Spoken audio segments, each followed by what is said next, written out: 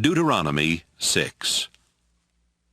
The Lord told me to give you these laws and teachings, so you can obey them in the land he is giving you. Soon you will cross the Jordan River and take that land. And if you and your descendants want to live a long time, you must always worship the Lord and obey his laws. Pay attention, Israel. Our ancestors worshiped the Lord, and he promised to give us this land that is rich with milk and honey. Be careful to obey him, and you will become a successful and powerful nation. Listen, Israel. The Lord our God is the only true God. So love the Lord your God with all your heart, soul, and strength.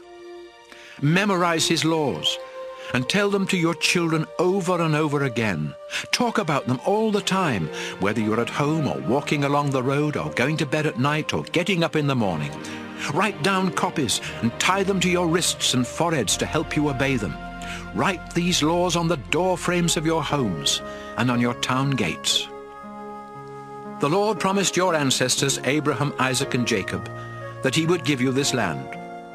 Now he will take you there and give you large towns with good buildings that you didn't build, and houses full of good things that you didn't put there. The Lord will give you wells that you didn't have to dig, and vineyards and olive orchards that you didn't have to plant.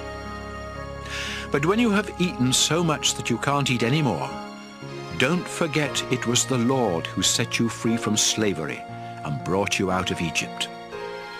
Worship and obey the Lord your God with fear and trembling, and promise that you will be loyal to him.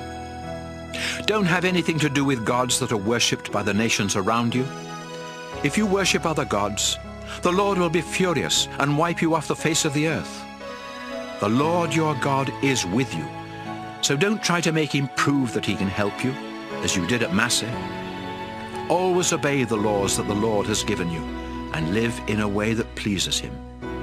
Then you will be able to go in and take this good land from your enemies, just as he promised your ancestors.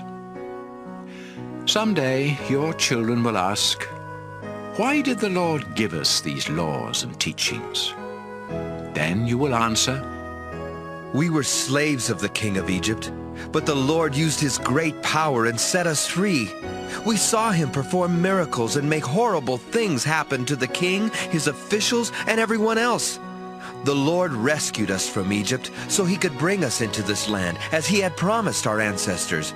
That's why the Lord our God demands that we obey his laws and worship him with fear and trembling. And if we do, he will protect us and help us be successful."